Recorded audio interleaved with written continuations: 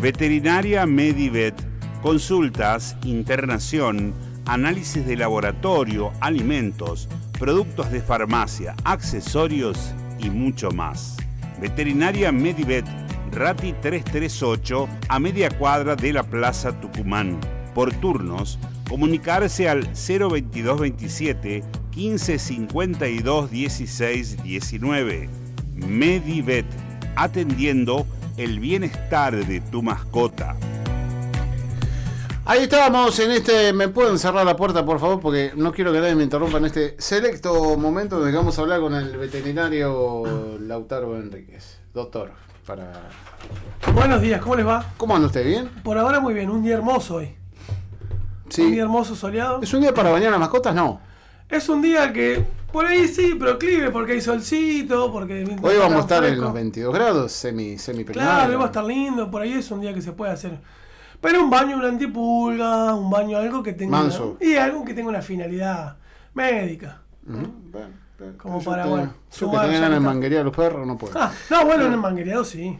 No hace tanto calor tampoco para un manguereo, pero... Yo la estoy sufriendo acá, te digo. ¿Sí? No es Y para acá- manguerearme, pero... Acá tiene microclima, Ahí, acá está picante, se pica acá en la Sí. radio, se pica.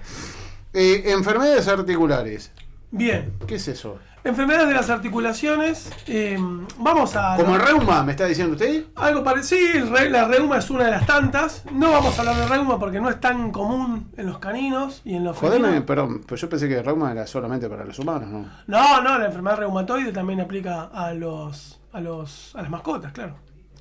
Sí, hay muchas de las enfermedades que son compartidas. Por ahí tienen un tratamiento distinto o un abordaje distinto, pero en definitiva muchas de las enfermedades son muy parecidas. Mirá vos. ¿Y en este caso? En este caso vamos a nombrar la clasificación de las enfermedades, pero después nos vamos a circunscribir a 2 o 3 más comunes que hay en la medicina veterinaria, como para, bueno, Ajá. llevar un poquito de información de ellas a los hogares. Las enfermedades articulares se pueden clasificar en aquellas que son de tipo inflamatorias, como las artritis, ¿sí? Tenemos las que no son inflamatorias, tenemos, por ejemplo, las degenerativas, ¿sí? Como la artrosis. Hay enfermedades de tipo del desarrollo, enfermedades articulares del desarrollo. Hay articulaciones que se enferman de forma congénita, o sea que ya nacen con conflictos, ¿sí? Esa mascota ya nace con conflictos en sus articulaciones, neoplásicas y las traumáticas, ¿sí? Así que hay una amplia gama de enfermedades de tipo articulares. No vamos a hablar de todas ellas, sino vamos a por ahí a remitirnos a las 2 o 3 más comunes, ¿sí? que vemos en la práctica de la clínica diaria, ¿no? De los miembros superiores, ¿sí? Los miembros posteriores, por ejemplo, la displasia de cadera es la más habitual en los pacientes de tamaño grande y de edad avanzada, ¿sí? La displasia es una enfermedad del desarrollo, ¿sí? Tiene mucho que ver con la alimentación que ha recibido ese paciente, ¿sí? La displasia de cadera, displasia de codos también tenemos, pero no es tan común por ahí como la displasia de cadera. Y son, como te decía, una enfermedad del desarrollo, ¿sí? Los pacientes de tamaño muy grande, ¿sí? Siempre hago este ejemplo. Imaginemos que el cachorro nace pesando unos 400, 500 gramos y que en 2 años va a ser un paciente de 25, 30, 35, 40 y hasta 50 kilos puede llegar a pesar un perro de tamaño muy grande. En esos 2 años crece a esa velocidad. De los 500 gramos de nacimiento... Se desarrolla todo. Y es un crecimiento rápido. Y todo lo que se hace rápido No siempre es bueno. no siempre es bueno, y la probabilidad de cometer errores cuando nosotros hacemos las cosas muy rápido es mayor. Entonces es común o es habitual que estas enfermedades del desarrollo se produzcan en aquellos pacientes que crecen muy rápido, o sea, las razas grandes o gigantes. Por eso fue tan habitual la displasia de cadera, por ejemplo, en los ovejeros alemanes. Una raza que estuvo muy difundida. En boga, dice. En boga, en auge de moda. En auge de moda. También podemos usar muchos sinónimos. Pero en donde la cría y la reproducción de esos ejemplares por ahí no tuvo todos los cuidados, ¿sí? Porque como todo lo que está en moda, muchas veces estimula comercialmente a que cualquiera por ahí se dedique a criar o a reproducir sus sus mascotas. De hecho, ha sido noticia la incursión de la policía en varios lugares donde se crían animales para la venta. Tal cual. Que esto ya sería entrar en un terreno Sí, más filosófico, no pero digo, no hay lugares que hacen las cosas muy bien, yo los he conocido, y hay lugares en donde se hacen las cosas muy mal, en términos de cría.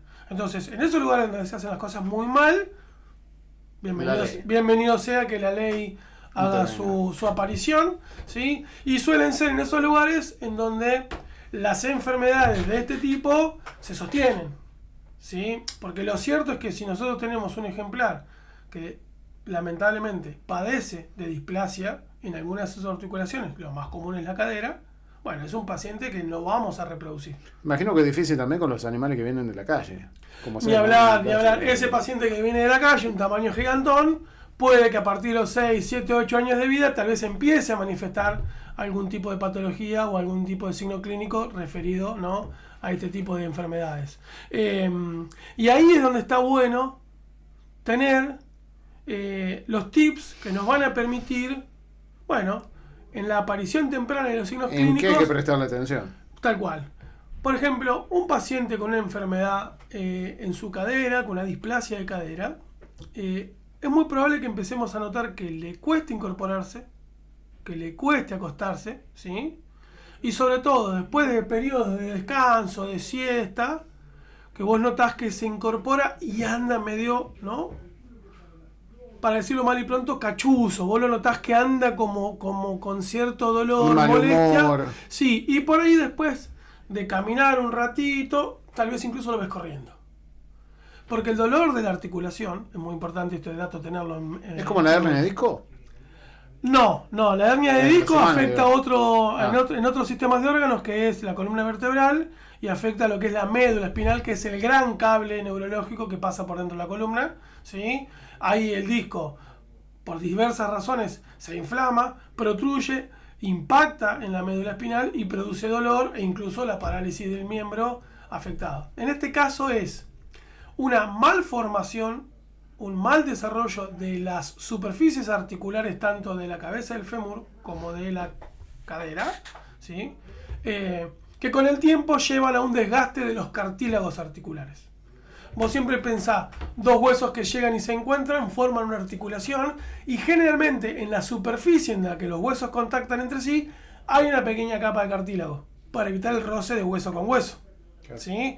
Bueno, cuando una de esas dos superficies articulares presenta un desarrollo erróneo, una malformación, bueno, el desgaste de esos cartílagos es mayor.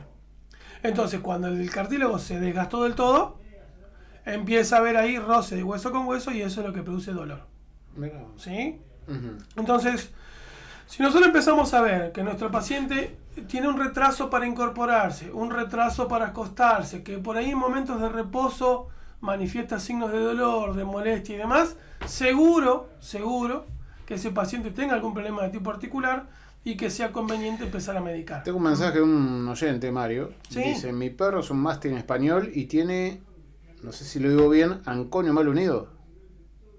El proceso anconio mal unido, la mala unión del proceso anconio, generalmente eso es predisponente de la displasia de codo. Sí, esa es una de las Mensaje de la gente, te leo. Bien, agradecidísimo el mensaje, porque trae un muy lindo ejemplo de un proceso en donde en el desarrollo de ese proceso anconio no se unió correctamente, y esa mala unión del proceso anconio es la que predispone a la displasia de codo, ¿sí? Uh-huh. Entonces ahí tenemos un problema de tipo del desarrollo, ¿sí? Ese proceso anconio está en la ubicación que corresponde y demás, pero la unión de ese proceso anconio fue incorrecta durante el desarrollo, y eso predispone a que esa articulación en algún momento de su vida vaya a molestarle, a incomodarle, a generar dolor. Cuando, en los casos como el del señor Mario, cuando vos ya estás advertido de ese problema, en general comenzás con la terapia condoprotectora a temprana edad.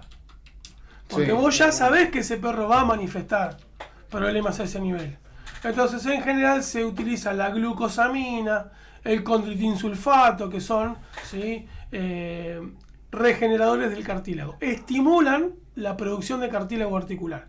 Entonces, al producir más cartílago de lo habitual, evitás ese desgaste. ¿Te acordás que te dije? el roce de las superficies articulares inestables o con alguna malformación, como en el caso del proceso anconio, producen un desgaste mayor de ese cartílago y cuando el hueso roza con hueso, comienza el dolor. Entonces, si vos ya sabés que ese problema va a ocurrir en algún momento de su vida, le empezás a dar condroprotectores en etapas tempranas y tratás de patear para adelante ese suceso. ¿Qué es lo que se tiene que hacer en nuestro caso? A veces vienen ya congénitos. Claro, y no lo ideal, hacer otra cosa más que acompañar. Tal cual, no queda más que acompañar el dolor, el tratamiento diario del dolor. A veces incluso en algunos casos el cartílago se desgastó tanto que no tiene ningún sentido dar un contraprotector, sino ya directamente un antiinflamatorio para el manejo del dolor y el proceso inflamatorio de la artrosis. Porque lo que sí tenemos que tener presente, que toda enfermedad articular, tratada o no, es altamente probable que termine desarrollando una enfermedad articular degenerativa, llamadas artrosis. Entonces, lamentablemente, hagamos lo que hagamos, es muy probable que este paciente en particular del señor Mario, tristemente en algún momento de su vida, padezca de una artrosis en ese codo. A veces, con tratamientos tempranos, con un buen manejo, con, por ejemplo, fisioterapia, con kinesiología, ¿sí? Trabajando sobre su peso.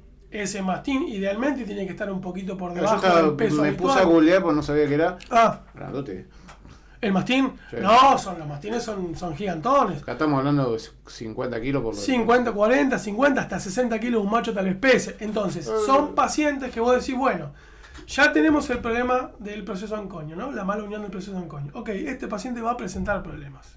Entonces, uno tempranamente que le dice, bueno, comencemos a suplementar su dieta con condroprotectores, trabajemos el peso del paciente por cuanto más liviano. ¿El alimento tiene que ver la calidad? El alimento, la calidad de alimento sin duda, la relación calcio-fósforo que trae y además algunos alimentos, los de buena calidad, ya vienen con reparadores y regeneradores de los cartílagos, en su ración ya lo trae, ¿sí? Entonces es bueno en un paciente como el del señor Mario, ya pensar una muy buena alimentación, suplementación con condroprotectores y trabajar el peso del paciente.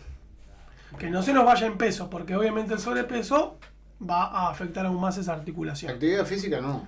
Actividad física, sí, moderada, hasta que se presenta el dolor. La actividad física es una recomendación también, porque eso va a mantener la articulación en movimiento, ¿sí? Al paciente en movimiento nos va a traer seguramente como resultado un paciente con un mejor peso, un peso más liviano, y eso va a aliviar la tarea de esa articulación y seguramente va a patear para adelante la triste 8 años que tiene. 8 años, sí. Se toma pastillas por los dolores. Claro, Tuvo seguramente. cesado de chico. Bien, probablemente han sido todas manejos de tipo ortopédicos con la intención de corregir el problema de la mala unión del proceso anconio y, aunque lo corrija o no, hoy es un paciente que con la edad que tiene está tomando medicación para ese dolor crónico. ¿Sí? Bueno, ¿qué más podemos decir? Bueno, después tenemos Gracias a Mario. Sí, le agradecemos a Mario el aporte porque vino muy bien. Después tenemos otras patologías que son también las llamadas congénitas. Por ejemplo, muy común en las razas toy, los tamaños chicos, la luxación de la rótula. La rótula es esa tapita que está en la rodilla. Cuando nosotros las personas la tocamos tiene cierta movilidad. En los caninos y felinos es un hueso que debe mantenerse fijo, ¿sí? No debe presentar movimiento.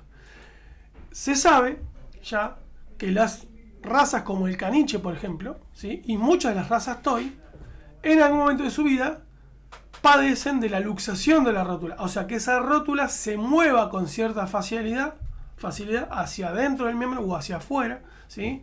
Y eso también predispone, con el tiempo, a la enfermedad articular degenerativa de esa rodilla. La inestabilidad que produce esa luxación de rótula puede que en algún momento nos traiga como consecuencia que se forme una artrosis en esa rodilla.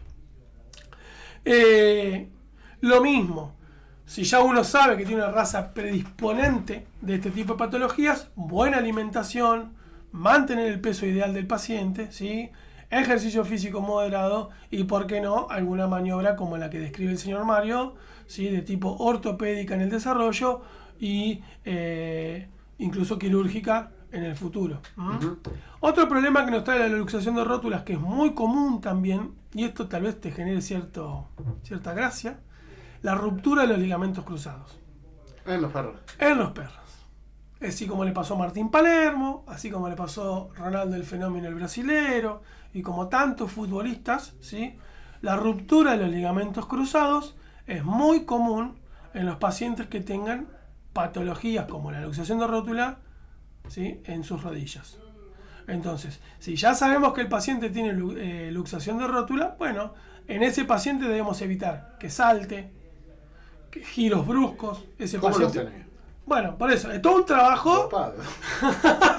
No, por ahí dopado no, pero ahí entra todo un juego el trabajo de un adiestrador canino, de un veterinario otólogo, ¿no? De tratar de romper ese deseo de ese canino en saltar, ¿no? Subirse a las camas, subirse a los sillones, todos esos pequeños saltos, esas actividad física de impacto, ese impacto va a repercutir en esa rodilla.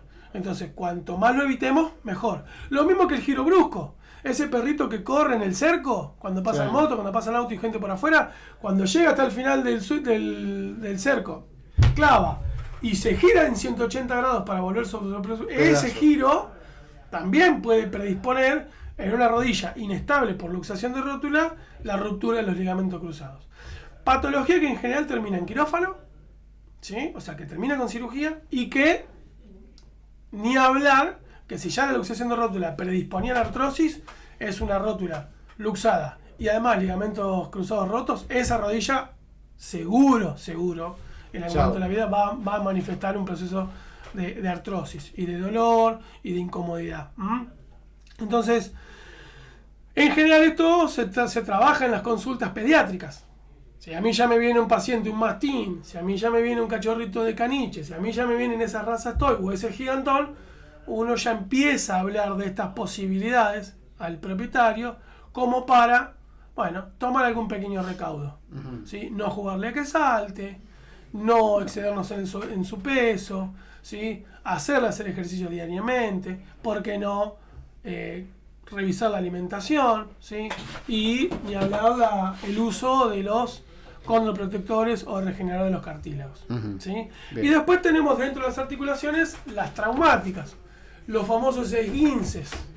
Ese famoso esguince de tobillo de esa persona que juega al pádel, que juega al básquet, que son bastante comunes, bueno, en la medicina de pequeños animales también son comunes, ¿sí? Los procesos inflamatorios articulares, ¿sí? Por un evento traumático, un giro, un golpe, ¿sí? Exacto.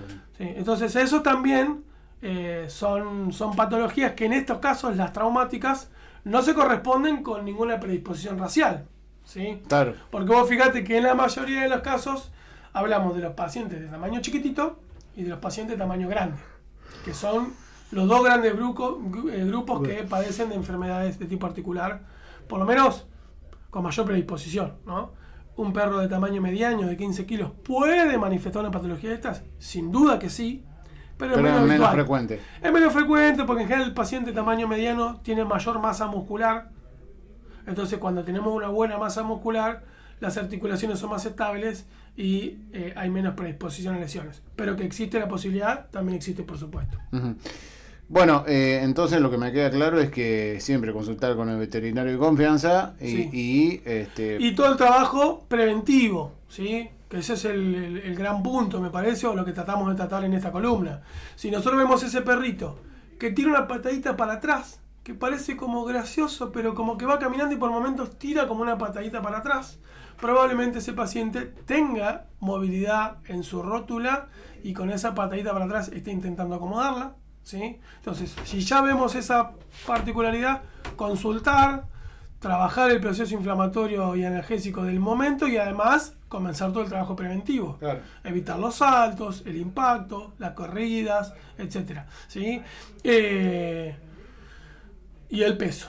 Muy, muy importante. Comer poco. Comer magro, o sea, buena calidad de alimento y en cantidades adecuadas. Y mantener el peso que le corresponde a esa raza. Bien, ¿sí? bien. Eso sería como ¿Qué lo más recomiendas? ¿Que importante. coma una vez por día? ¿Que coma salteado? Eso lo evaluaremos dependiendo un poco de la tal raza. cual, porque en un paciente gigantón de edad avanzada, como el mastín del señor Mario, por ahí darle una sola vez al día predispone a otro tipo de patologías como la torsión gástrica y también es de mucha gravedad. Lo importante no es tanto las veces al día que coma, sino la cantidad final que come en el día y el peso con el que mantenemos ese paciente. Bien. El peso bajo dentro de los niveles adecuados para esa especie y esa raza. ¿no?